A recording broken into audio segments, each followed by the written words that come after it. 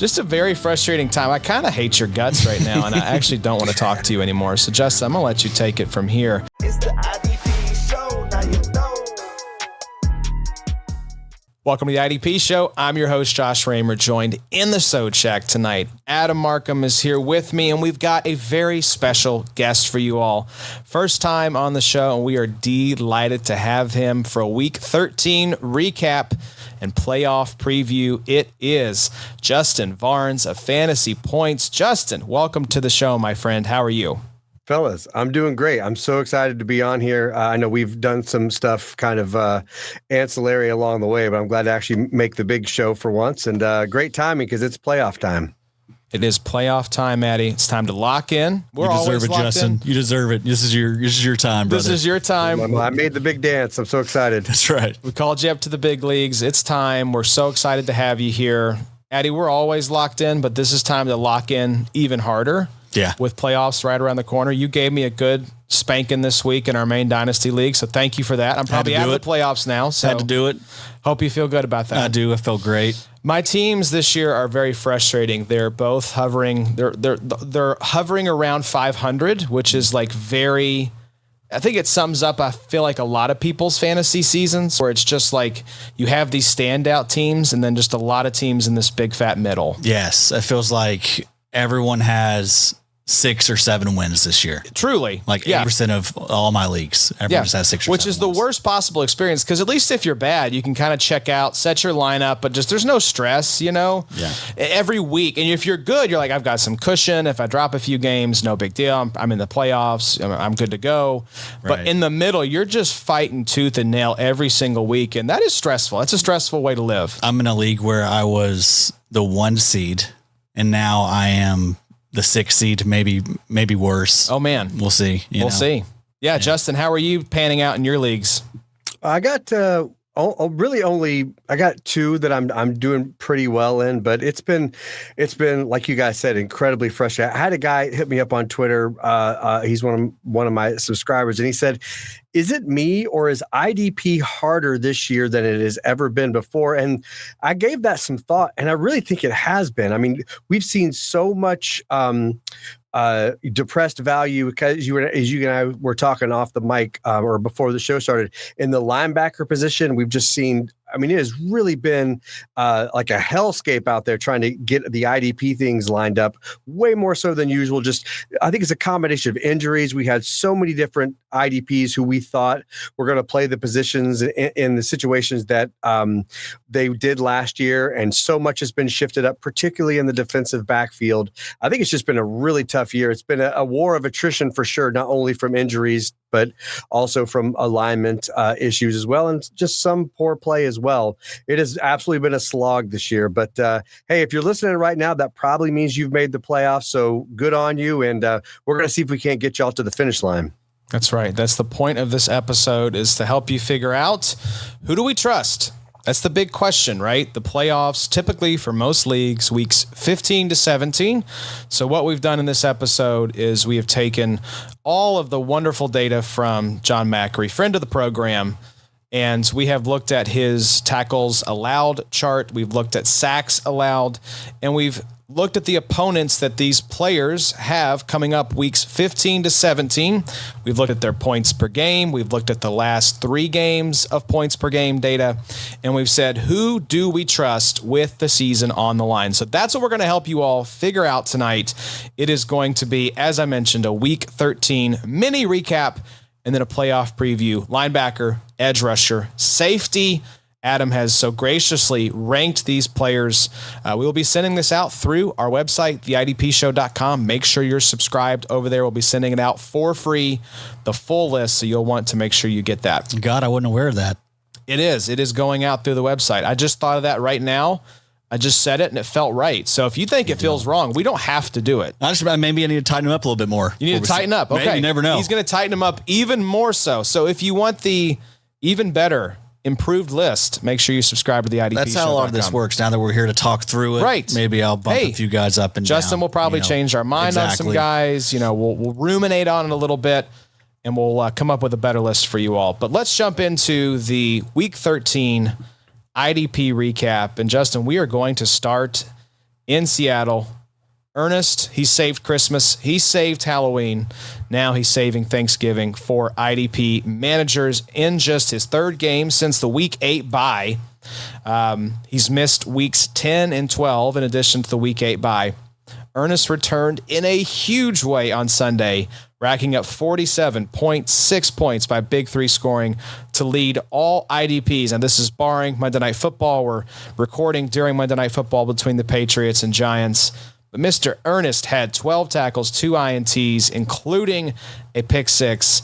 It was the type of game that we knew was possible from Ernest Jones, Justin, but it was nice to be reminded of that with him coming off of the injury.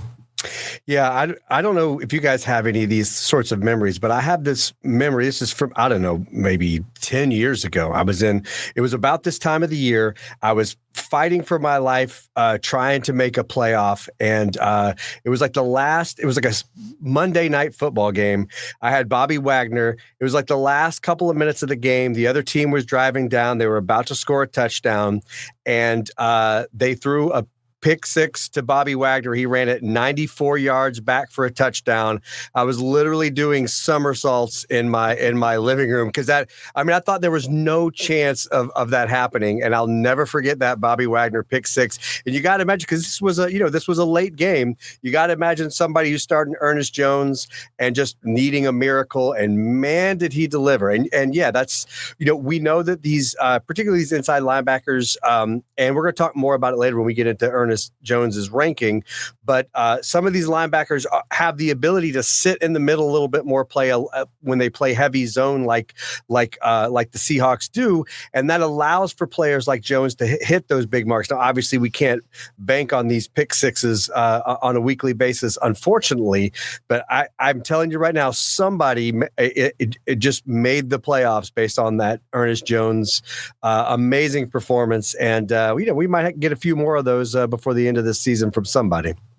Yeah, it's amazing. That's the beautiful part about IDP, Addy, is that you get these performances every once in a while. And I feel like for as many massive performances as we've had on the offensive side, you think about Josh Allen's 6-touchdown game, Jonathan Taylor going nuts. The IDP side, I feel like you tend to get those more often because you can have these big plays stack up.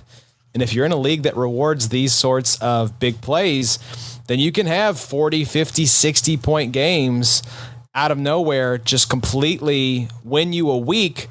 And I love Justin's call out of Bobby Wagner 10 years ago. I don't think 2025 Bobby Wagner could take back a 9-yard pick 6 at this point. My man's moving like he's, got a piano on his back. But, 2015 Bobby Wagner, different kind of animal.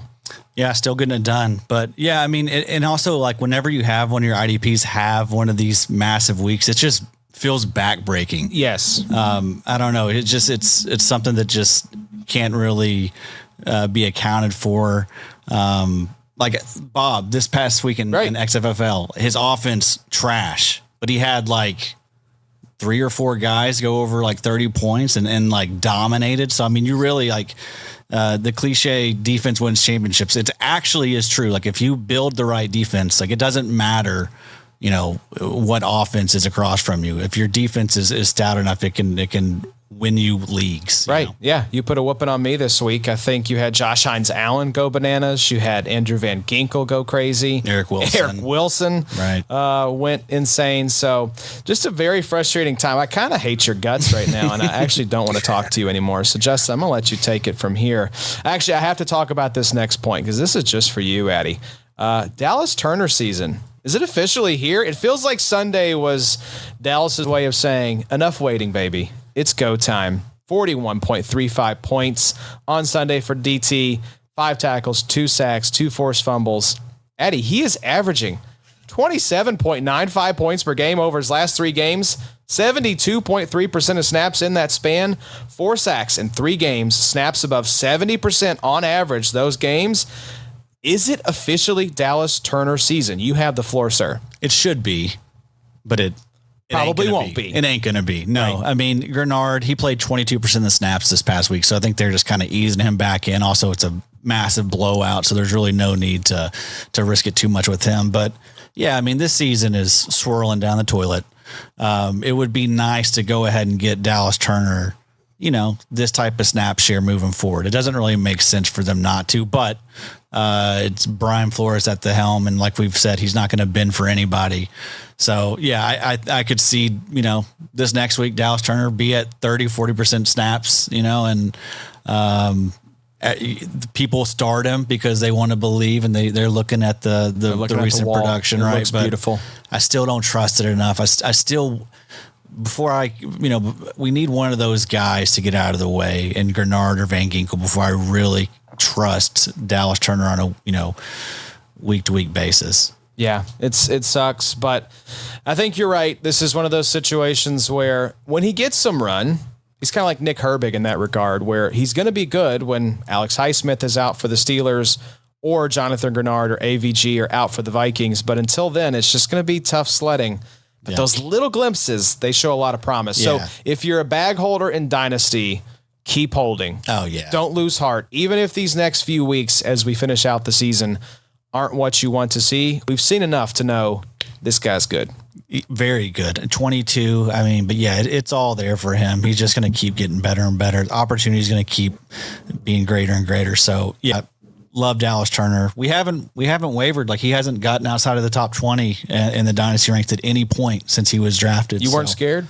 Not scared at all. Scared money does not make money. That's what some are saying, Josh. That's an Addy original right there. That's true. Justin, we also know Micah Parsons. He's good.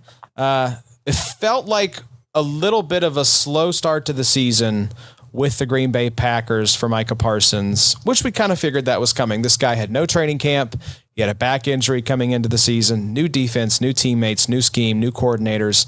But right now he is sitting as the DL6 on the year by Big Three scoring. Just wanted to take a second here to reflect on the greatness that is Micah Parsons.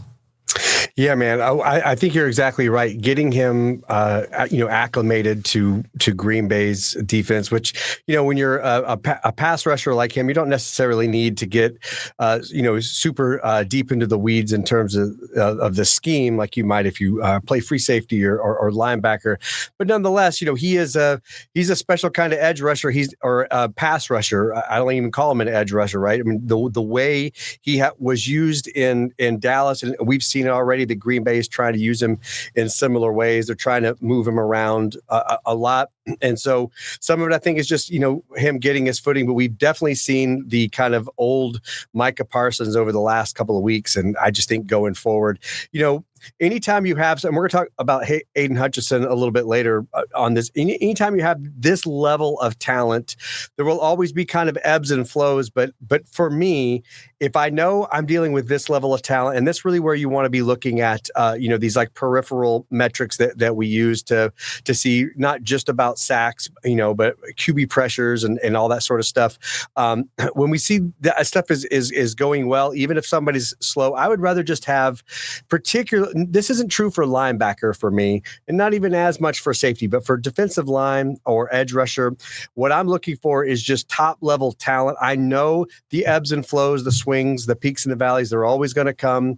I just want elite talent. And Micah Parsons, if you just kept starting him every week, knowing that this was a little bit bumpy in Green Bay, you're sitting pretty right now, and you're pretty set for the playoffs. So I just have to keep running those guys out every single week. And particularly when it comes to edge rushers, that just, to me, trumps everything else. Snap counts, etc., is just absolute elite talent. And Micah Parsons clearly has that on a top 3 level, in my opinion, when it comes to being a pass rusher. Absolutely. Yes. Every year we get these people asking, is Micah Parsons good? Every year. Every Micah Parsons. And it's like, guys, he's going to have bad games. Every player is going to have bad games. That is never going to stop happening. But he's also going to have these massive week-winning games like 3 or 4 times a year. Yeah. And that's what he's done every single year. And this is the reason you draft these studs early, and we advocate for DL early, is because these booms, when they boom, truly are week winning, and they have this sort of upside because of the sack TFL upside that we see. And so Micah Parsons is on that Mount Rushmore right now for me of like, draft this dude early, and start him every week. Like, let's not overthink. Let's go figure out the other parts of the roster in the lineup. Let's not waste brain power here trying to figure out if Micah Parsons should be in there. Because those other parts of the lineup are much easier to figure out. Like when we get to these linebackers we're going to talk about tonight, like most of the ADPs for these guys, probably outside of the top 20. Oh, easily. So you can always find these guys in season. Right. So another guy that's good, just wanted to quickly touch on Maxx Crosby. Also very good. Monster week for Maxx Crosby. He had, looks like here, 9 tackles, 2 sacks on Sunday, sitting as the DL3. Someone said, can we pull up Saving Private Ryan and get Brock Bowers and Maxx Crosby out of Las Vegas, please? Can we please just get these guys on a good team? Genty, get him out of there too, please. Yeah, let's parachute him out please, there guys. as well. This is a train wreck. There was that smoke around the trade deadline with Dallas, and they ended up going with Quinnen Williams, which has worked out pretty well. I think they're kind of spicy playoff team potentially. He's crushing it, by the way, like pressure-wise, like he's killing it right now. So it's funny that Jerry Jones was in a roundabout way right, but he had to get egg on his face and pay a king's ransom to go make it happen. But I mean, you've got Osei Odigizua, you've got Kenny Clark, and you've got Quinnen Williams. That's a pretty stout interior, and you've got a nice little rotation, at least, of edge rushers there in Dallas. So anyways, just wanted to give a shout out. Maxx Crosby, you're on a terrible, terrible team, but you were awesome, and we appreciate you. Addie, this last one's also for you. I don't know why I teed you up so much with all these flowers, considering what you did to me this week, but patience is paid off with Josh Hines-Allen. 17.4 points per game since the bye in week 8, 5.5 sacks in that span. We'll talk about it, but Tyrod Taylor, Bo Nix, and one-legged Daniel Jones, weeks 15 to 17 for JHA, looking pretty damn good. Love to see it. Yeah, trust the process, folks. Like, good players tend to work out. If they start slow, they tend to pick it up. A firm believer in that stuff. Like I've not benched Josh Hines-Allen at any point this season.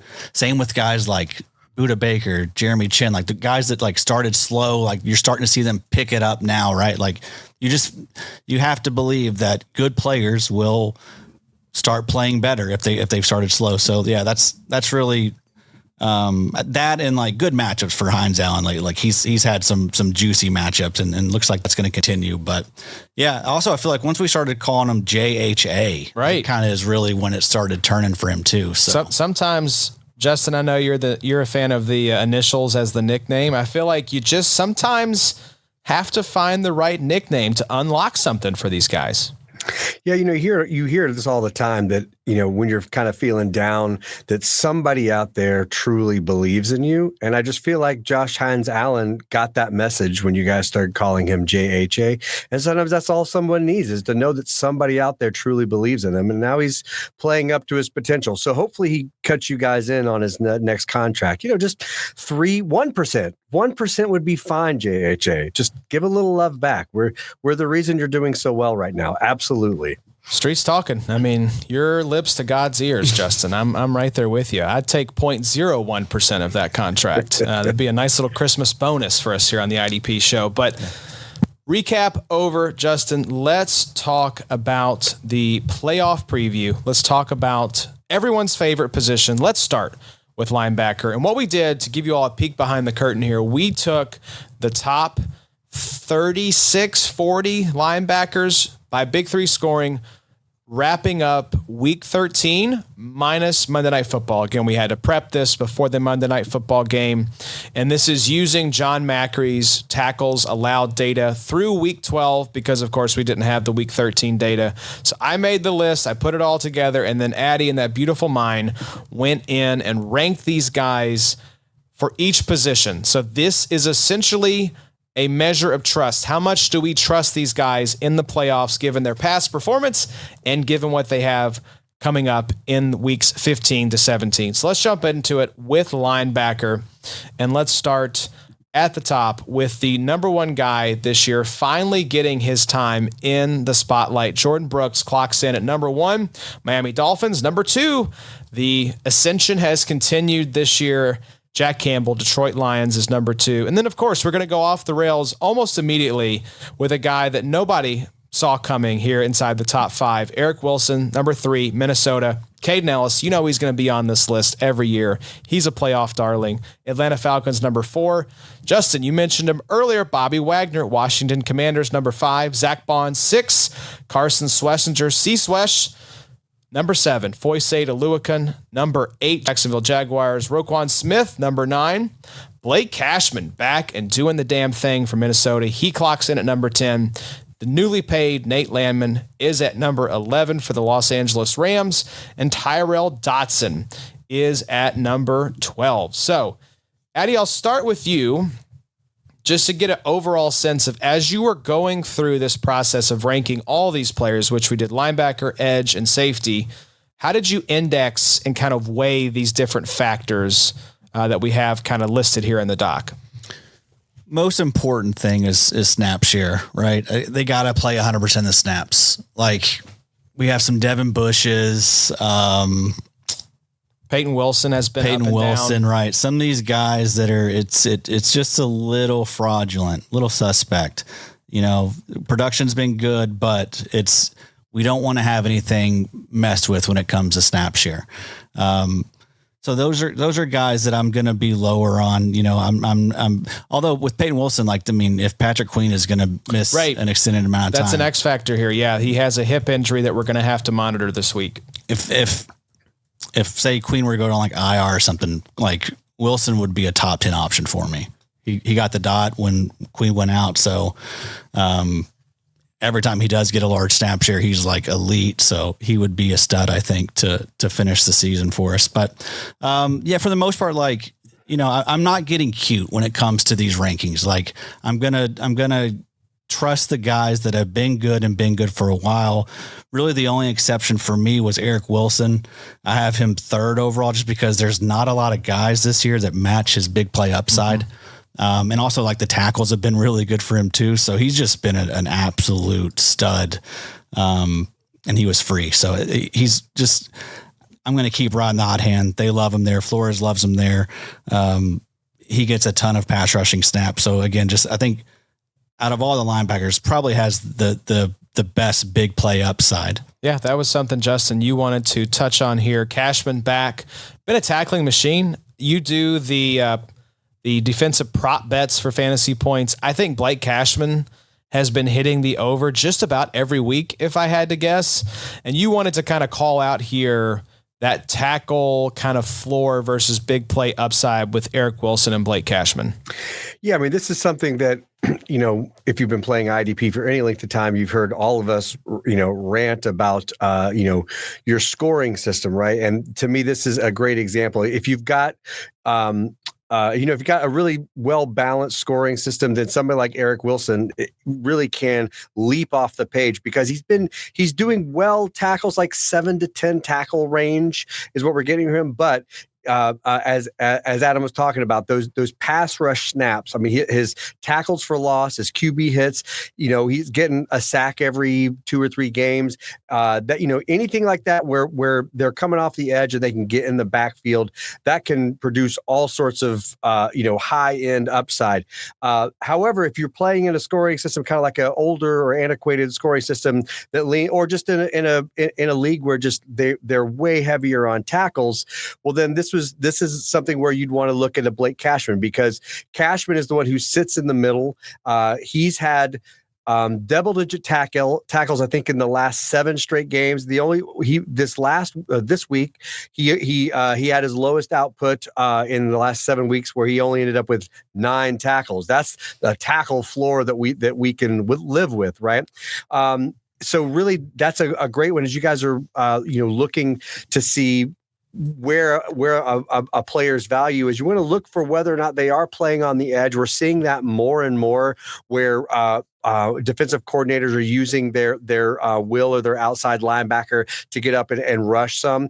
That is going to lower their tackle floor. They will not sit in the middle of the defense anymore. However, their big play upside can easily trump these big tackles. So we're looking at both of these Minnesota Vikings players, and they're just a great snapshot of really knowing your scoring system heading into this, because Cashman is not going to get you these massive, big play numbers, tackles for loss, etc. He will get you 10 to 14 tackles a game, though. And in one league, that's going to help you. In another league, that's going to crush you. So just knowing that well. And the other thing I'll say is that I usually do an article every year called Tackles Are for Losers. And that's just tracking these teams who have just been where their offenses are just plain dreadful and their defenses are just staying on the field for just what feels like a millennia, right? And that's clearly what's going on here. It was happening to the Dolphins earlier in this year, and it's certainly happening to the Vikings now. They literally cannot find a quarterback. I'm pretty sure one of the three of us could do just as good of a job as any of their quarterbacks have done lately. So so as we look to going into the playoffs, I don't see that getting any better for the Vikings, which means I think both of these guys are just going to rack up, 70-ish, 80 snaps per game, and jumping from like that 50 to 60 snap range to the 70 to 80 snap range, which these guys are capable of. That really just raises all these opportunities to another level, which is why you see both of these guys and both the Miami players in this top list. They just are going to play so many snaps. Yeah, I don't think JJ McCarthy. I don't think 9 is getting it done for you guys. I don't think, what was it? Brosmer, yeah. Boner. What was that's why Ernest Jones had the best game of his life and will be the best game of his life. I had to have the Dallas Turner news in there to balance out the heartbreak of Ernest Jones with like maybe one of the defensive plays of the year off your Vikings quarterback. So yeah, typical. But I mean that Vikings defense is good though. Like even though they got blown out yesterday, like it wasn't their fault. They just the offense couldn't do anything at a certain point. The defense is like worn out. But I mean, I thought they did a great job keeping them in that game. So yeah, I mean, lots of snaps. Like that defense isn't going to quit. They're going to keep playing hard. So I mean, that's a recipe for goodness. Yeah, the proof is in the pudding here with the idea that sometimes these cliches are cliches for a reason. Like bad offense equals defense on the field a lot. And like you mentioned, Justin, we've got 2 Miami Dolphins and 2 Minnesota Vikings here making up a third of the top 12. So there's something to it. And keep an eye out because there will be several teams throughout this list. I think we have 41 linebackers listed. Notice how many teams have both linebackers pop up. But let's keep it rolling here and talk about 13 to 24. And let's start with Cedric Gray. He's been the Titans linebacker that you've wanted at 13. The aforementioned Ernest Jones at 14. Zaire Franklin, 15. Robert Big Bob Spillane, New England Patriots at 16. Devin White, why not, right? Devin White at 17, Las Vegas Raiders, talking about another bad offense. Levante David, Tampa Bay Buccaneers at 18. Jamian Sherwood and Quincy Williams, back-to-back Jets here at 19 and 20. Nick Bolton, Kansas City Chiefs at 21. Demario Davis, 22. Alex Singleton, welcome back, Kingleton. Great to have you back on the field at 23. And then Peyton Wilson, currently sitting at number 24. So Justin, we've talked a little bit about Ernest Jones already. I want to talk about Zaire Franklin. As a Colts fan, I have a love-hate relationship with Zaire Franklin. I thought he kind of showed his ass a little bit at the end of 2024 with the whole podcast thing and the McAfee feud and all of that. This year, Lou, we'll just call him Lou, the defensive coordinator. New defense for Lou. And, it's been a bumpy ride for a guy that was pretty universally taken inside the top 5 for most IDP drafts. But now you're starting to see, like Addy said, trust the process. You're starting to see the fruit bear itself out here. What is your temperature on Zaire Franklin here as we come down the home stretch, Justin?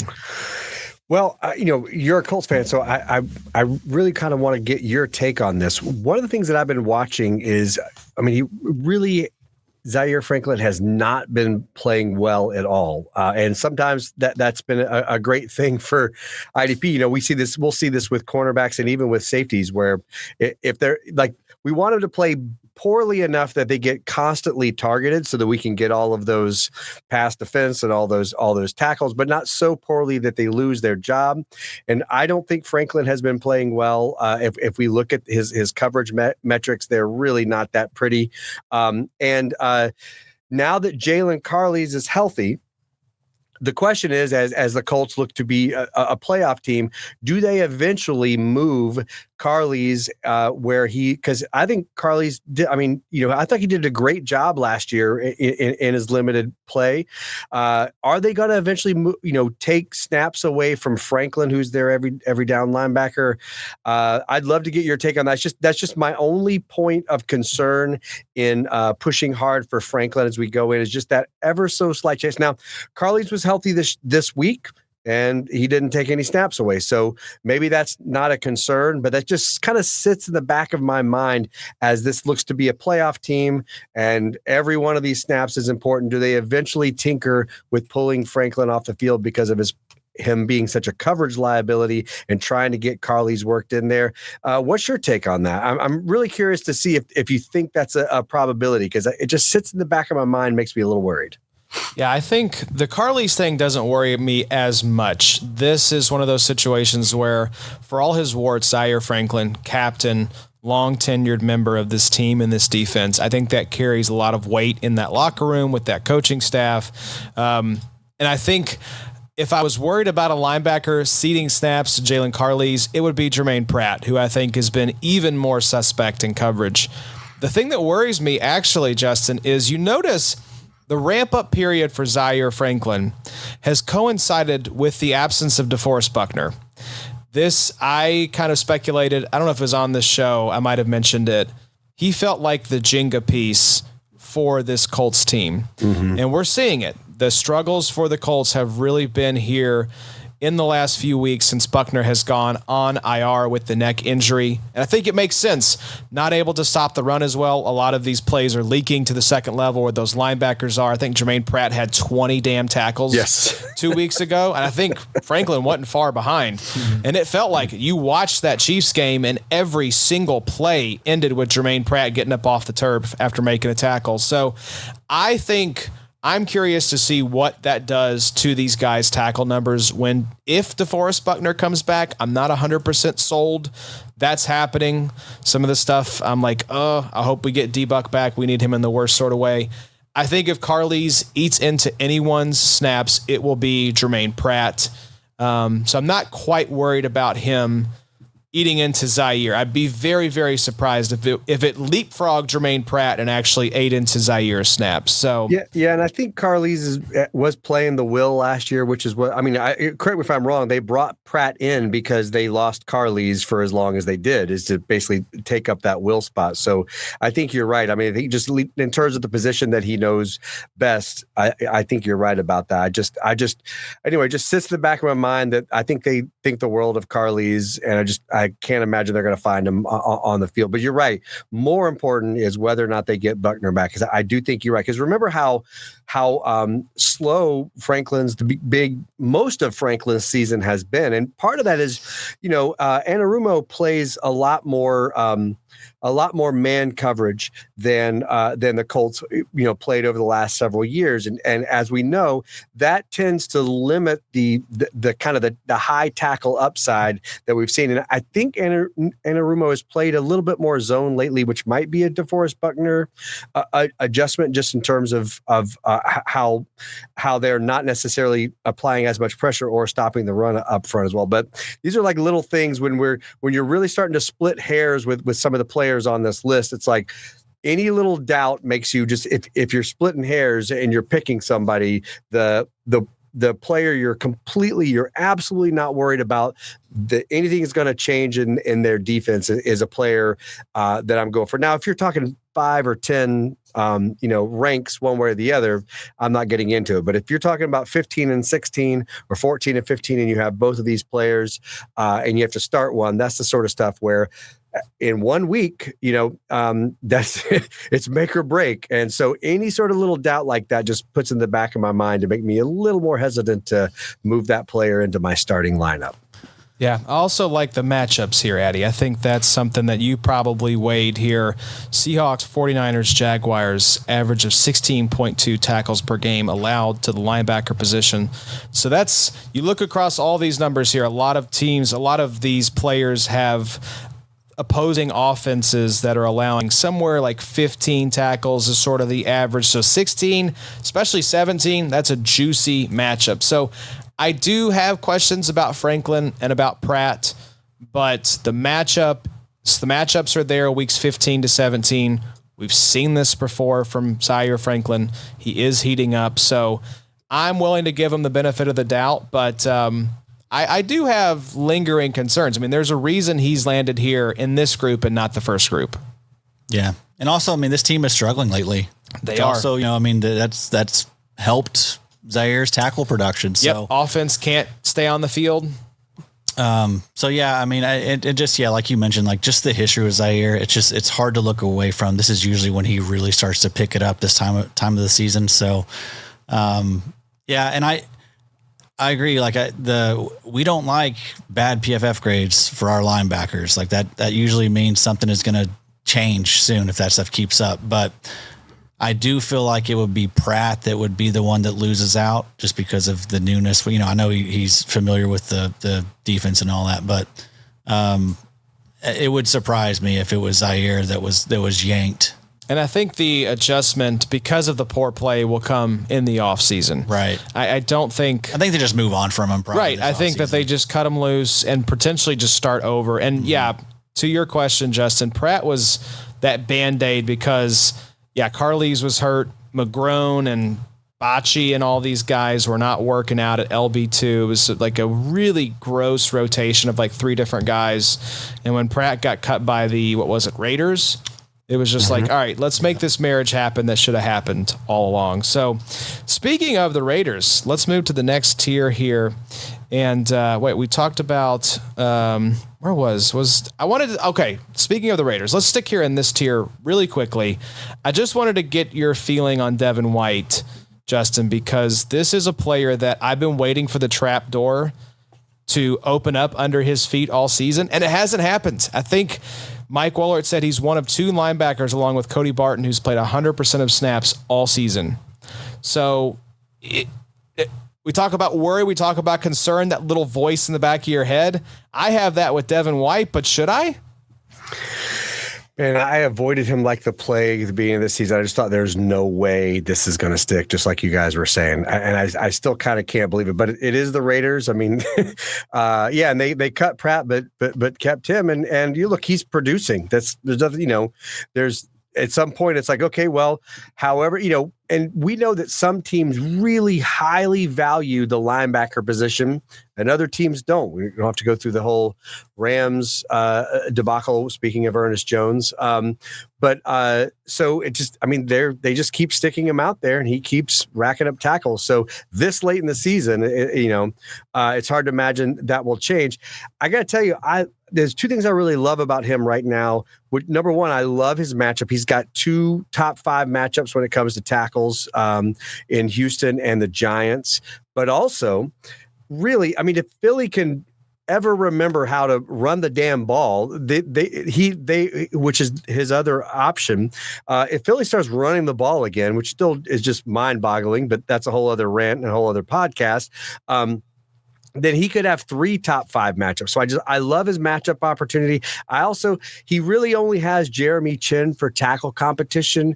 He is the sole linebacker there to rack up tackles. I think he has a really high tackle floor. Some of these other teams that we talked about with, even the Falcons and Caden Ellis and Divine Diablo, or Cashman and Wilson for the Vikings, Jordan Brooks and Tyrell Dodson for the Dolphins. Now, all those players are great and they're going to do well, but you will have these games where one gets 14 and the other gets 6. They won't always just kind of evenly balance out.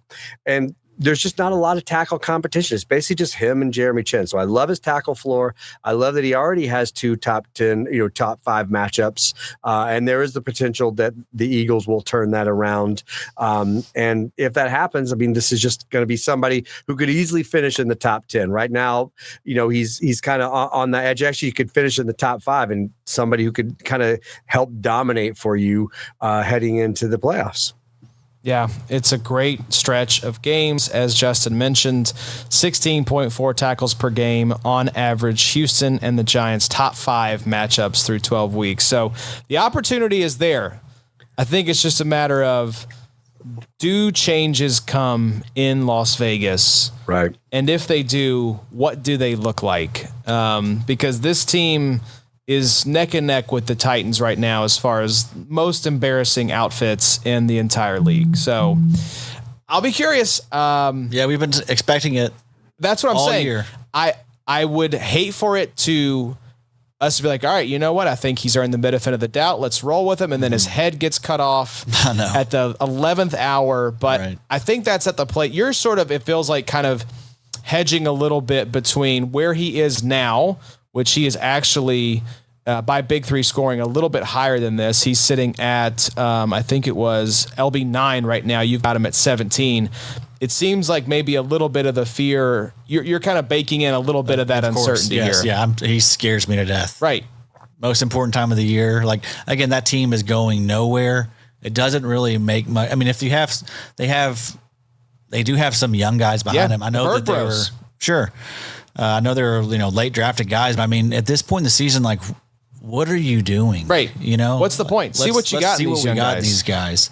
I mean, I'm fairly certain we're not going anywhere with Devin White. And wasn't he just like a 1-year deal? Pretty sure, yeah. So I mean, I don't know. That's why it scares me, just because I feel like if I was the GM, I would be like, hey, let's get some of these young guys out. Yeah, let's just see what we got. To evaluate, right. See if we need to address this position next offseason. Yes. Well, and that is what kind of what we were talking about with Jermaine Pratt and a little bit of Zaire Franklin. If there's any doubt right now, I mean, there's so many linebackers on this list who all three of us just unanimously feel like, oh, they're going to play every snap for the rest of the season, barring injury. If you're remotely in that tier of Devin White and any of these other linebackers, you also have absolutely run those out. And, we do see it every year. These teams get out of contention. They're already thinking about 2026. And if Devin White's not in the Raiders' plans for 2026, why are they going to give him snaps? You're absolutely right. It's if you don't have better options, it's a phenomenal 3-game stretch, and he has so little tackle competition. But if you've got anybody remotely in that tier who is just safer, last thing you want to do is they're like, wait, where's Devin White? Oh, they decided to bench him. That's great. Okay, well, I'm going to get a 0 in my league this week. Yeah, thanks so much, Pete Carroll, for that. Yeah, I'm not worried about upside this time of year. I need safety and consistency, and I want to know what I can expect. And he's ranked here at 17 for us. So in start 2 LB leagues, you're firing Devin White up. This is strictly a conversation of if you're in a 1 LB league, this is a little bit deceptive where he is right now in terms of overall finish on the season versus that trust factor for the reasons we mentioned. But let's talk about some more linebackers where I don't know. We're starting to get into really dicey territory here. Let's talk 25 to 36, and let's start with Savasier Dennis, Tampa Bay Buccaneers. Number 26, Devin Lloyd, Jacksonville Jaguars. 27, we talked about him, Jermaine Pratt, Indianapolis Colts. 28, Deion Henley. 29, Cody Barton. Number 30, Edgerrin Cooper. This has been one of the disappointments of the season for me in particular here. Number 31, Bobby Okereke, New York Giants. Frankie Louvu clocks in at 32 for the Washington Commanders. Alex Anzalone, 33, Detroit Lions. Azeez Al-Shaair, Houston Texans. Tremaine Edmonds, Chicago Bears on IR. So that is important to keep in mind. And then at number 36, Adam mentioned him a little earlier, Devin Bush, Cleveland Browns. Let's talk about Deion Henley, Justin. This is sort of the tier of linebackers that have broken my heart this year. I made moves to pick up Edgerrin Cooper, to pick up Deion Henley this offseason. Addie and I have talked about our trade, Peyton Wilson for Deion Henley. Plenty on this show. Plus the pick swap. We know how the trade went, Adam. Thank you. But what is your take right now? Because what's been so frustrating is we saw the flashes at the beginning of the season. I was like, oh, Deion Henley, this is a top 5 linebacker, and it has been downhill quickly ever since then. So what in the hell is going on with Deion Henley, Justin? Well, you're not going to find a bigger Deion Henley fan than me. I've been singing his praises all offseason. Everything was all set up for him. He obviously had a great 2024, young ascending player, just everything's all set up. Chargers play a ton of zone defense. On paper, this all made just amazing sense, and it just has gone absolutely nowhere, and it's super frustrating. I've got a lot of shares I used to have a lot of shares of Deion Henley this season, but I think, without really knowing the true ins and outs of this defense, we've seen this before where we've seen linebackers, 100% snap count, inside linebacker, it all on paper, it all looks great. And then when you watch the game, they're just never around the football. And sometimes it's talent, right? Okay, well, they're slow. They look like they're on skates, but not always. Sometimes we see these defenses built around the inside linebacker being the quarterback and not actually really getting into position to make all the tackles. They try to do things where they funnel it to the outside, and then they'll get the outside linebackers going. We've seen this. We've seen Levante David be in that situation in Tampa Bay. Demario Davis was in this hell for years in the Saints with Dennis Allen. You would look at Demario Davis and you would think, I guess he sucks. He's getting like 5-6 tackles a game. It makes no sense, right? Because he's playing every single snap. But it was the defense that the Saints were in. Now, notice, Saints have a new defensive coordinator. They've changed things. And now Demario Davis, who's been a phenomenal player his whole career, now he's putting up great tackle numbers like we know he's capable of doing. And I just think this is a situation that, however it has worked out, whatever they're asking Henley to do, it's not tackle, because he's doing very little of it. And at some point this late in the season, you have to just go, okay, I mean, this isn't like an edge rusher situation where you're like, well, we just got to keep running them out there. At some point, you just have to look at what's happening and realize that they've got these safeties making so many more of the tackles. I just don't see it happening with Henley. Now, if you have him in 3 LB leagues, of course, I'm happy to fire him out, but I have just completely given up, because at some point I'm just looking at every single week. I see his tackle efficiency, which is something we chart. It looks terrible. And I don't think it's because he's playing poorly. I just think it's how the defense is set up, that they're just not using him. His job he isn't what I call the primary tackler, the person who's supposed to be free to go make that tackle. I remember Rashad Jones, this was years ago with the Dolphins. He played strong safety. He was clearly their primary tackler. It was set up for everyone else to have a job but him, and his job was just to see football, hit guy with football. And I just don't think that's Henley's job in this defense. Yeah, it sucks. He's too heady. Yeah, he's too smart. He's too smart for his own good. We need him to be like 25% dumber, so they're not worried about sending this guy into a car crash every play. There's some foos gold, Addy, here on this. Lots of foos gold. Lots of foos gold on this part of the list here. Savasier Dennis seemingly got benched for a stretch there for Deion Jones. Not injury related is what I read.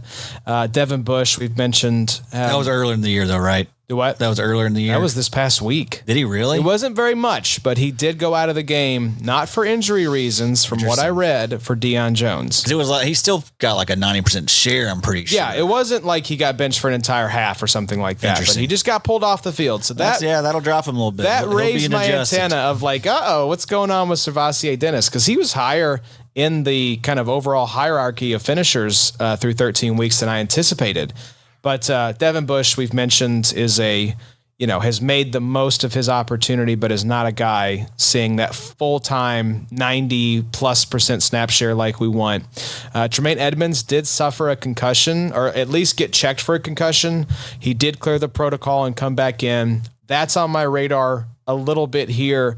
And then let's have the Tremaine Edmonds discussion here, Addy, because this was a guy who was top 3, top 4 in points per game before he went out. I think he might have even been top 2 before he went out. And what really caught my attention was that Tremaine Edmonds, and currently, again, before Monday Night Football, even after missing these last couple games, was sitting as LB 11 and 17.2 points per game in 10 games, 18.25 the last 3 weeks 9 through 11, never forget. But what really made me sit up in my chair, Addy, 17.9 tackles per game if he comes back in week 16 versus the Packers and the 49ers, that is his earliest possible return is week 16 versus Green Bay. So it is a fantastic stretch, but I understand the trust. We just can't trust a guy who's on IR right now. Right. Yeah. How you feeling? You feeling lucky? I mean, it's just a lot for me in that spot, I understand doing it though, because he's been so those matchup. That's about as good as a 3-game stretch as we saw, right? Matchup wise for tackles. So, it's just, I'm not going to get cute in that situation. If he's cleared and he's all systems go, the coach speak is, hey, he's going to have a full-time workload week 16 versus the Packers. I don't trust these coaches. You don't trust him to put, would you put him into a flex as maybe like a high upside swing? Yeah, I mean, if I can start 4 linebackers, right, that's when he'll come into play. That linebacker 3 or 4, right? But man, he's not going back into the top 12, top 24 for you. If you have Tremaine, he was probably that guy you drafted as like your 3rd or 4th linebacker. So I mean, you probably have good options ahead of him. Yeah, it's just I don't want to mess with any type of injury, like any little thing, could tweak it, or every little decision's under the microscope, especially that deep. You're talking semifinals of the fantasy playoffs. I mean, it all depends on your situation, of course. But if I have solid options that are on this list, right, I'll probably roll with one of those guys instead. Makes sense. I think the only way I could use him in this situation is if you're in a fairly shallow league, there's a good chance he's sitting on a waiver wire, and if you could just put him on your bench and get through week 16. Like, yes, risk him putting up 13 tackles on your bench, knowing that you're not going to get a 0 or 2 tackles. But considering that he could be a top 5 linebacker when he comes back, I think a bench stash in a shallow league, or even a deep league, like, look around. There's probably some people in your league. Because think about it, when we get to this late in the season, there's only a handful of players actually making waiver wire moves anymore, right? The guy in the 11th place isn't messing with a waiver wire. They've given up already. So there's a chance he's on a waiver wire in one of your leagues. If you've got spots on your bench, throw him on there and just, if you can get through week 16 and you've got a top 3 or top 5 linebacker who clearly has come back and right in the same role, 100% of the snaps, came out of the game healthy, all that sort of stuff, then maybe you've got him for week 17 if you need him. But yeah, I'm with you guys. There's no way I'm starting him in week 16. It's just, we talked about all the, like you said, Adam, I'm way more scared of the floor that, I'd happily give up the ceiling for a solid floor. But in some leagues where he still might be out there because of the IR situation, he's not a terrible bench stash just to see what happens in week 16. If you make it to the finals, you might need him. Yeah, there's going to be injuries that happen. There's going to be situations that change. Players might get cut. We saw your boy Adam Thielen get cut today. I don't know that there's anybody. Good trade, Minnesota. Yeah, great job, Quezzy, on that one. But I don't think there's anyone that necessarily fits this criteria on this list of like, yeah, he's in danger of being healthy, scratched, and just cut. But there will be guys that get injured. There could be guys that get benched. And so, yeah, especially if you have an IR spot and you can afford to throw him in your IR and see if he comes back week 16, see what the snap share looks like. I think that's a great strategy, Justin, to call out there. Real quickly here, we don't have to spend a lot of time on this group here.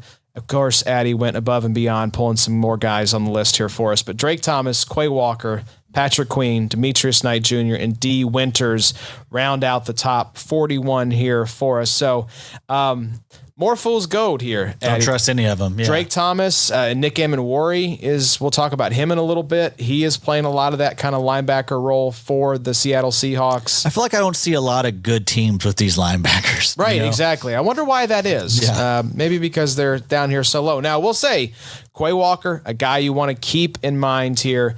He was playing well before the injury. Patrick Queen, I think, is just down here because we don't know the severity of the hip injury. And recently he's been getting outplayed by Peyton Wilson. What worries me about Quay, though, is McDuffie's playing great, too. He is. So I think he was like in the 80s PFF grade-wise. So, who knows? It could be one of those situations where he loses his job just because the guy's playing better. But Yeah, I'm just. It's going to be hard for me to trust him. Also, a guy that's coming back from injury, right? Well. And then Demetrius Knight Jr., Bear Carter. I'm not trusting any of these Bengals linebackers. I don't know what the hell's going on. Snap share still up and down for Demetrius Knight. He's been playing better, making plays and stuff. But it could be back down to 40% snaps next week. And then D Winters, all those San Francisco linebackers. That's just a mess right there. D Winters has been pretty boring this season anyway. Like he hasn't really given us much as far as big plays. What's he averaging? Like 10 points per game. So that's like a safety. No thanks. Yeah, yawn. Let's move to the position that's actually been the sexiest this year. It has been the defensive line, specifically the edge rushers. And this top tier, this is a lot of like no-brainer locked and loaded studs like we were talking about earlier. Myles Garrett clocks in, of course, at number 1. Brian Burns at 2. Will Anderson at 3. TJ Watt at 4. Micah Parsons 5. Aiden Hutchinson 6. Maxx Crosby 7. Danielle Hunter 8. Tuli Tuipulotu at 9. Josh Hines-Allen, JHA at 10. Byron Young at 11. Josh Sweat at number 12. Justin, you had a great note here in the doc talking about Aiden Hutchinson. We talked about him a little bit last week, that it's been a little bit of a disappointment compared to the highs that we've seen from Aiden Hutchinson, but I think he has outperformed maybe all but the most optimistic fans' expectations for him in 2025, coming off that devastating leg injury. Yeah, I mean, to me, if you're in Dynasty, you will never get a better opportunity to buy Aiden Hutchinson than right now. I mean, I think he has 8.5 sacks. I don't know how many he got this week, but basically, and by the way, 8.5 sacks, that's, nothing to sneeze at, but clearly not what we saw last year. He also has had really poor tackle numbers, which has been kind of weird. So if you drafted Aiden Hutchinson super high, you're probably pretty bummed. And if you've got him in Dynasty, you're not super happy with him. So right now is your best opportunity to go ahead and grab him, because I'm telling you, we talked before about elite talent, right? He's got it. This is a guy who I think he had 7.5 sacks in like 4.5 games last year, right? He was what we see Myles Garrett doing this year. Aiden Hutchinson was in the middle of doing over the first 4 games last year. So he has that like Myles Garrett, TJ Watt kind of, elite. Start him every year. You can run him out for 5 or 10 years straight and just sleep like a baby. He's got that potential long term. And I do think that gruesome injury is likely the reason that he has not been, putting up the same numbers, or it could just be bad luck. Either way, it doesn't really matter. When you see that kind of talent, he's still just obviously incredibly young. He's still ascending. There's just nothing on paper that makes me think that this guy isn't going to be 15 to 20 sacks basically every year going forward. It's in the absolute elite category for me. And now is when you want to get, particularly if there's somebody in your dynasty league who did not make the playoffs and they're trying to think about next year and they have Aiden Hutchinson, I would absolutely be giving up picks right now for Aiden Hutchinson, because I think that's a guy we talked about early. You have these elite DLs. You want to get these guys first, just leave them in your lineup, and then worry about the Quay Walkers and the Isaiah McDuffies to fill out your linebackers. Trust me, in the end, you will win more than you will lose for that. So now is the time to buy Aiden Hutchinson. Absolutely giving up some first-round picks for him. Yeah, I was going to ask Addy, what are you starting with? If you're like, let me try to go get Aiden Hutchinson right now from the manager who has him, what's your starting offer look like? Yeah, I'm always the type of guy that I don't want to lowball somebody. I always feel like that's just not a good way to start off. Not a good relationship starter, right? Yeah, I don't think they're going to look highly on me if I bust their head. So I'm always worried about that going into a trade to start off. But I think a first. I feel like a first is not insulting. Just offer up a 26 first and see if he bites. Yeah, maybe 27. There you go. Start with the future one and then come back to a 26 one if it's... Yeah, sure. Okay. I would do a 26 one. I don't necessarily if I think it's going to be late. Okay. If it feels like if I'm bad, I'm not acquiring them. Yeah. If I have a pick that's going to be like in the top 6, no. Okay. I'm not getting it. So back half of the first. Always back half of the first. Right. I'm with you on that. I'm with you. Just some things I wanted to point out here just for the home stretch. Of course, you are never not starting Myles Garrett. He does have a little bit of a rough playoff schedule. Bears, Bills, and Steelers only allowing 1.9 sacks per game on average. Of course, Myles Garrett gets you a couple of those sacks and you're looking good. Now, what I love though, Bears, Bills, that's that little bit of a tougher matchup to get those quarterbacks on the ground. Both those guys have pretty good wheels. Caleb Williams. I almost said Caleb Johnson for some reason. Caleb Williams, not Caleb Johnson. He hadn't seen the field at all this year. And Josh Allen have some pretty good wheels. But think about this, y'all.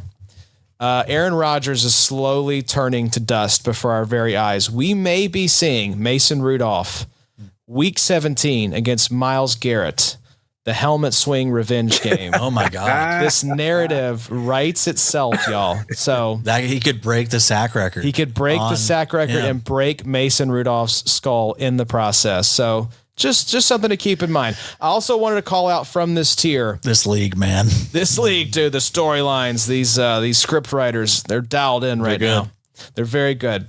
But I just wanted to call out the Houston edge rushers. A lot of these players on this list, the sacks per game that they're looking at, it's anywhere from like 1.7 to 2.5. Will Anderson and Danielle Hunter, 3.5 sacks per game on average from their playoff opponents. The Cardinals with Jacoby Brissett, the Raiders with Geno Smith, who gets sacked roughly 28 times a game, and Justin Herbert with the backup tackles and a broken left hand. So this could be playoff winner, league winner, Will Anderson, Danielle Hunter down the stretch. So just wanted to show those guys some love. And Danielle Hunter has been so good the second half of the season. Another one of those guys. Trust the process. Yep. Like this is always been good. Been a great player for a long time. You just got to trust that it was a slow start. And yeah, that's all it was. Here we are. They're good. This defense is the best defense in the league. They just shut down my beloved Indianapolis Colts. I will say, that game was a little weird. We missed an extra point. I think they also missed an extra point that didn't get called.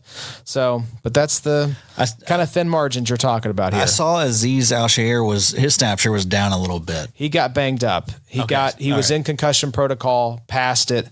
Henry To'o sounds like, according to Mike's article, he's pulling away a little bit from EJ Speed. It was EJ Speed 2 weeks ago. A few weeks ago, I think he was saying EJ Speed was pulling away. So I think this is just it'll a back be Christian and forth. Harris next week. Yeah, folks. maybe. We can hope. I'm still clinging to that Christian Harris playoff performance from a couple years ago. But let's talk edge rushers, 13 to 24 here, Justin. And let's start at 13 with Nick Bonito, Denver Broncos. Montez Sweat, 14. Jared Verse, 15.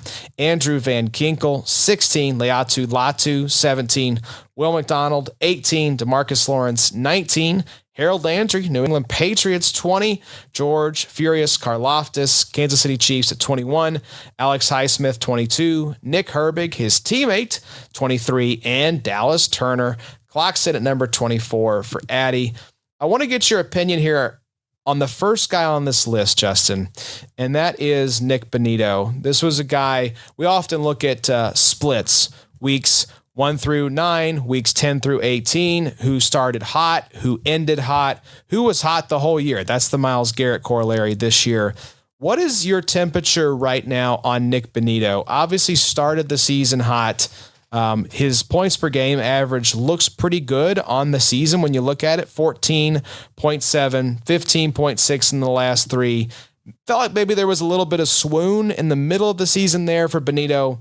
Is he starting to kind of find his stride? Do we trust him going into the playoffs? Or what's your trust level, I should say, for Bonito headed into the playoffs?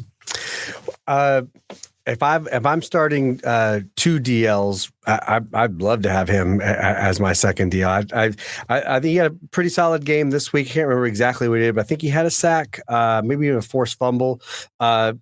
We talk about these like ebbs and flows, right? So I don't think he's really in that top tier, but he to me is like right on the edge of that. So if I'm starting 2 DLs, I'd love to have him as my second one. To me, he's not in that same category yet as Micah Parsons and TJ Watt and all those guys, but very few are. So if you don't have one of those guys, or again, you're starting 2 of them, I'm okay with firing out Nick Bonito. I wasn't really worried about that mid-season swoon. I think he has been playing is like a little bit more stabilized over the last couple of games, and doesn't have like a super great matchup, but pretty good. We're facing the Jaguars and we've seen how good that's been for quite a couple of players, and also facing the Chiefs, which again, Mahomes can be slippery, but they're giving up sacks as well. So I'm happy to start him out as a second one. If I'm only starting one DL, I'm certainly looking a little bit elsewhere. I'd just rather have somebody with a little bit of a higher kind of like a little bit more like elite talent level, if you will. But I'm not worried about that midseason swoon. I think he's doing okay. All right. Well, let's talk about, Addy, the Steelers edge rushers here kind of jump off the page to me as well. Nick Herbig, I think just by sheer virtue of the fact he's been healthier this season than Alex Highsmith, has been the more productive Steelers edge rusher. Not often you see a team have all three edge rushers here in this list here for you, but why did you decide to give Highsmith the edge over Herbig? Are you just anticipating him coming back to health here to end the season? It already is. I think snap share was like 70% for Highsmith this past week, and then Herbig was like around 30. Mm-hmm. So yeah, we just can't deal with that. Him and Dallas Turner are just in right. They're in hell right now. Yeah, in third edge rusher hell right now. Yes. They're in prison until future situations change. But yeah, and you hate it because Herbig has been a guy who has splashed when he's been in there, but he's been awesome, dude. Yeah, he has been so good this season. But yeah, he just drafted to a good team with that knows how to find good players at the position, and that just it's gonna hinder your development a little bit, right? So. And whoever you like though from that Steelers edge rushing group, and I mean TJ Watt obviously is your best choice, but Dolphins, Lions, Browns, great, pretty sweet. 2.4 sacks per game again through week 12, but I think TJ Watt got a little banged up. He probably returned, but that's TJ Watt for you. Yeah.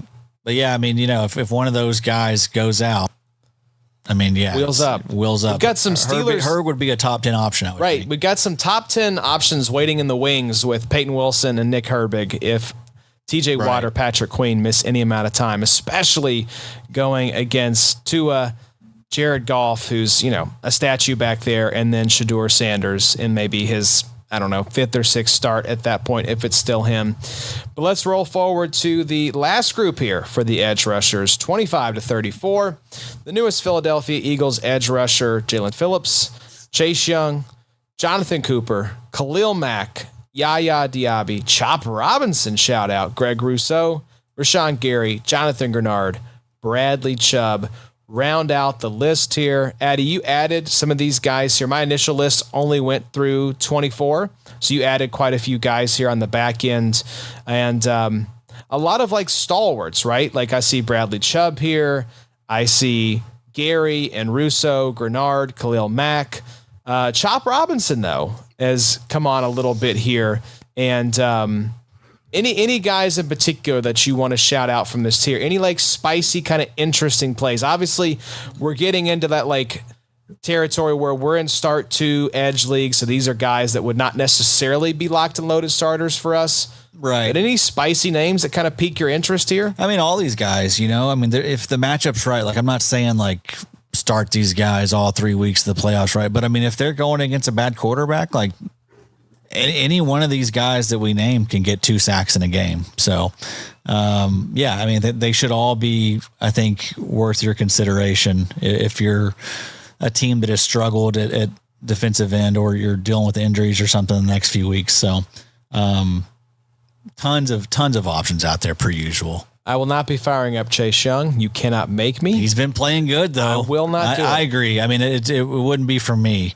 Those are more like you start 3 or 4 defensive linemen type leagues, Those kind of sleeper leagues where it's 3 to 4 DL. You're starting 2 defensive ends. Like I'm happy with all those guys, Yeah, absolutely. Happy to roll those guys out. I know you're always going to hold the candle for Greg Rousseau as well. He's got some good matchups coming up. He had one this past week, but it didn't result in a sack. But yeah, I mean, he's got a good schedule. I wouldn't be surprised to see him have one of his best games of the season these next few weeks. So it will be interesting to see the most random player that wins somebody a championship. Oh, it's going to happen. Like it's been too weird of a year for it not to. There's going to be a Drake Thomas that gets 2 sacks and the a pick six in one game, and it's going to be 58 points from Drake Thomas, and somebody's like, oh my God, I won my game by 5 points because of Drake Thomas. Yeah. That'll be fun to look forward to. But let's wrap up here, Justin, with DB, and let's start with the top tier, and we are going to be starting with the consistency king, our beloved Brian Branch. Oh, you threw me a little bit of a curveball here, Addy. Not going with Tyke Smith. I thought you would have had your boy, Tyke Smith, atop the Smith, rankings. he had the worst game of the season. So our consistency king is dead. Long live the consistency king. But you've got Brian Branch here at number 1, Talanoa Hufanga 2, Derwin James 3, Tyke Smith 4. So he's in the top 5, y'all. Calm down. Kyle Hamilton 5, Kevin Byard 6, Trayvon Merrick, the wiener puncher himself, served his suspension against the Rams. He will be back. Carolina Panthers at number 7. Geno Stone, why the hell not, at 8. Nick Cross at 9. Cam Curl 10. Buda Baker 11. Jeremy Chin at 12. Man, this list here, this is where it starts to get a little interesting. And Justin, you had highlighted in our doc here, Trayvon Merrick. Do you want to talk about maybe the moral implications of hitting another man in the junk? Where do you want to talk about Trayvon Merrick here, Justin?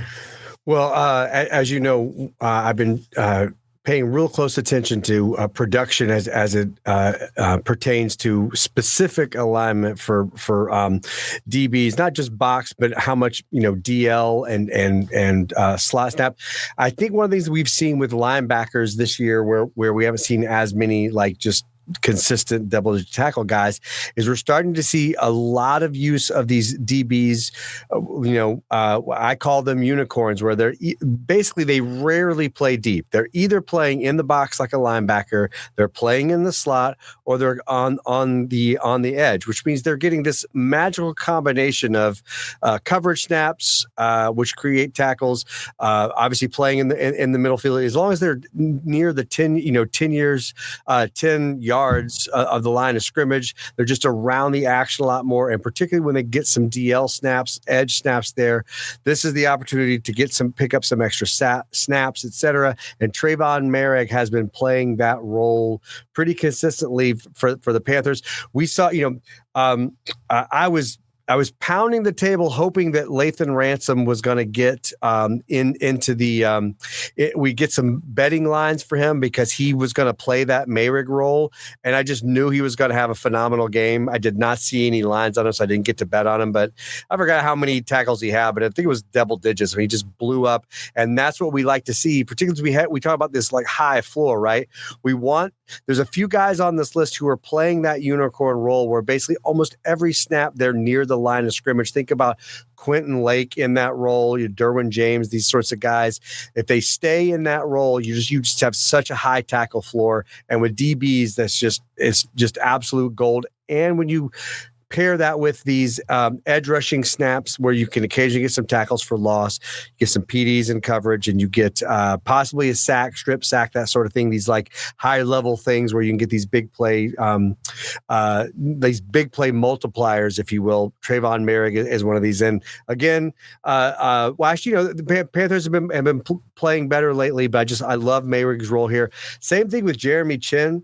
He had a phenomenal game. He had a slow start to the season, but I kept looking at the numbers and going, he's playing all the right alignment to just have massive numbers, and he didn't at the beginning of the year. We're starting to see that now. I think it's the reason both of these guys are on this list. And when it comes down to it, I want that sort of unicorn alignment. I would rather just trust that and put them in my lineup every week. So if you got assuming he doesn't punch anybody in the junk anymore and is a repeat offender, I think he's going to run you through the playoffs fine. Same thing with Jeremy Chin. I trust both of these guys. Yeah. Hopefully his wiener punching days are behind him. Yes. You got to lead. That's a young man's game. He said some bad things, though, apparently. It sounds like, who was it that was also saying, I'm surprised more people haven't punched you in the dick this season? Oh, wait, yeah, that was a separate thing, wasn't it? Yeah, that was from this past week. That was whoever the 49ers played. Malik Collins, I think. Yes. That's right, because they played the Browns. Yeah. Yes, so he was saying, okay, so that not I'm surprised. getting those confused. Wow, Yeah, that's that Juwan Jennings has not been punched more. It's a down thing there. to do right now. Yeah, Apparently. it's the hot move. Apparently, if you're in very cool, kind of in turmoil with someone. But yeah, I mean, I like Varnes has mentioned, like at the top 20 on this list, all those guys are going to have pretty good usage, you know, and that's that because I don't care about it. The finishers right now, like who's a top 24 finisher, that's all basically like who's had big plays sprinkled in, you know, and I'm not looking for that on a week-to-week basis. I want to know, I want to have guys that play those box snaps, play in the slot. I'm curious though. We talked a little bit about how much of a bummer Budda Baker has been this season, just 10 points per game, but I have a feeling here you're looking at the last 3 games, 15.4 points on average. Right. And just trusting the vet to get it done for you when it matters the most. Yep. So been good for a long time. Again, we've said it a lot tonight. Just trust the process. Just a slow start. All right. Take a deep breath. Let's all take a deep breath. Yeah, and Namaste. I also feel like both Budda Baker and Jalen Thompson have been kind of swapping that role where both of them are playing actually a nice healthy mix of slot snaps, box snaps, and free safety snaps.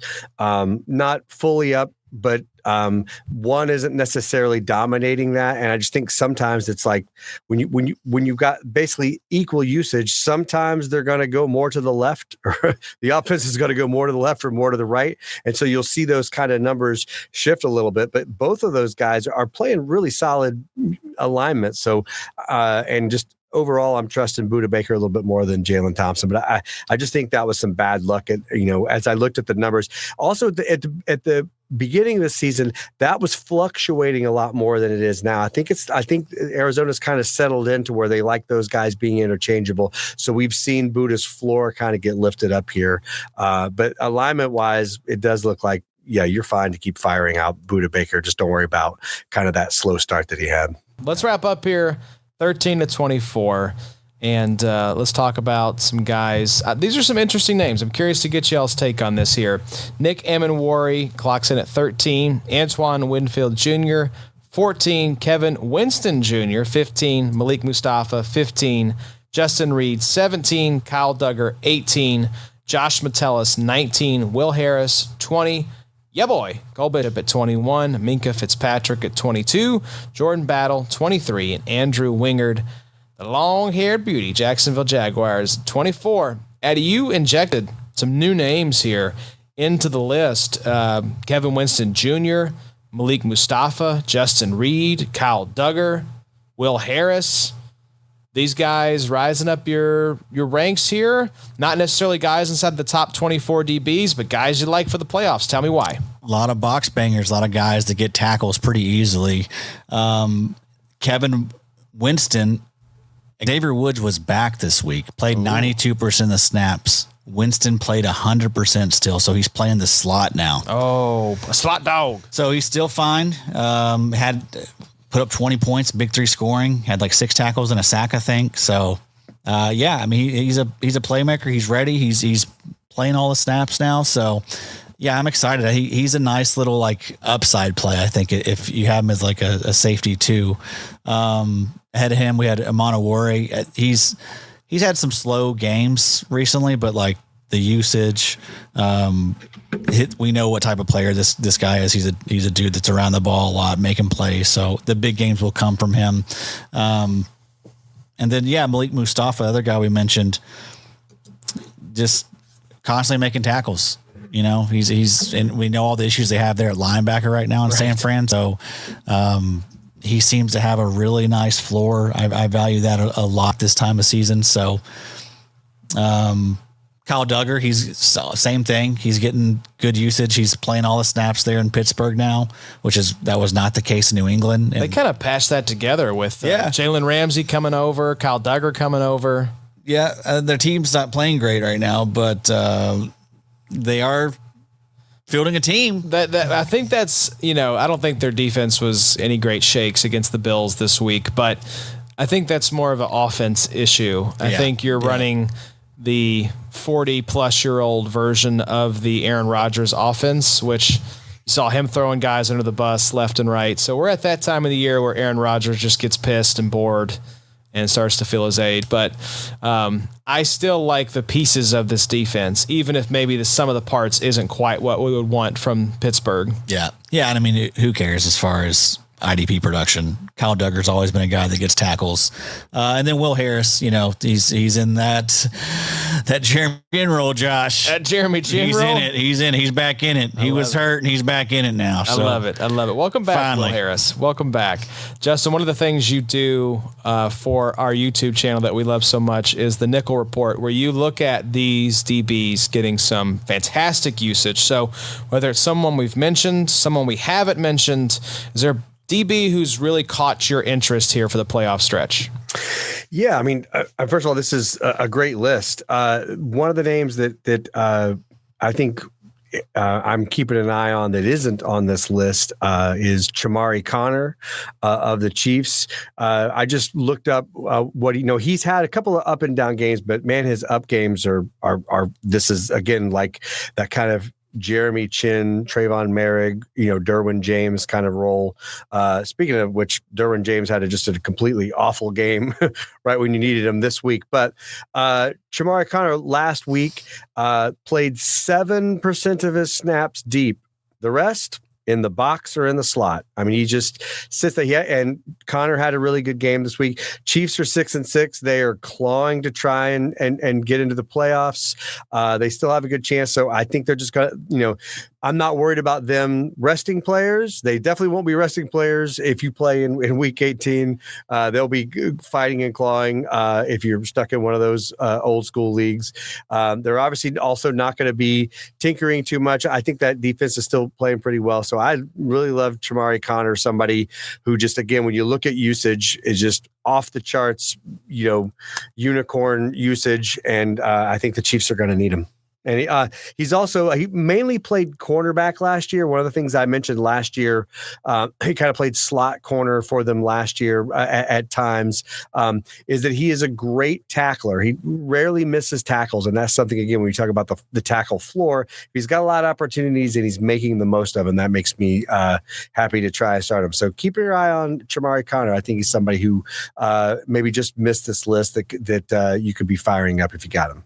Yeah, love that. It's a great call out. The only reason not on, I think, is he's a cornerback. Yeah, that's the only reason we did not show. We didn't do some of them are labeled tackle. weird. Right. Yeah, we didn't do cornerback. It just felt a little too in the weeds. Like Jalen Ramsey's on this list. I think he's labeled that in a certain league. Maybe. Yeah, he's been playing safety. I feel like you kind of got to blur the lines a little bit with some of these guys. But this is a great call. Varnes has been on Chamari longer than anybody. I think you are his number one fan. I remember the take last season. The Chamari bandwagon, Justin. Yeah. The leader of it.